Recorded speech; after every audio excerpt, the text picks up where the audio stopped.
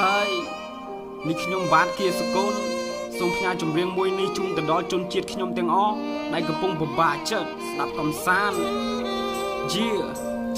ខ្ញុំដាក់បេះដូងដោយក្តីស្រឡាញ់ជូនទៅជនរួមជាតិជាមួយសំឡេងដ៏វៃក្មេងនឹងអត្តន័យដែលសុភាពកំដរជនរួមជាតិរាល់រាត្រីចូលសម្រានមុនចូលគេងស្ដាប់សំឡេងខ្ញុំទុកជាការកំសាន្តខ្ញុំអាយុ20កើតលើដីកម្ពុជាមានឆន្ទៈអ្នកសិល្បៈបំពេអារម្មណ៍អ្នករាល់គ្នាជូនដល់អ្នកហត់នឿយនឹងជីវិតលើលោកាខូចចិត្តនឹងព្រំលិខិតឬសោកស្ដាយនឹងព្រេងវាសនាសះយើងធ្លាប់កំសត់ភាពជូរចត់ស្គាល់អស់ហើយធ្លាប់សង្វេគធ្លាប់ជុំជែកហូរទឹកភ្នែកទៅលើខ្នើយរសជាតិនៃឆាកជីវិតមួយនេះទុកសោកជាសំភាយជាពិសេសអ្នកក្រីក្រដែលរស់នៅតំបន់ឯនាយមានអ្នកខ្លះក៏សុំទានអត់ឃ្លានគ្មានទីជម្រកជនពិការអនាថាគ្មានអាហារបរិភោគខ្ញុំឆ្ងល់ហេតុអ្វីសះ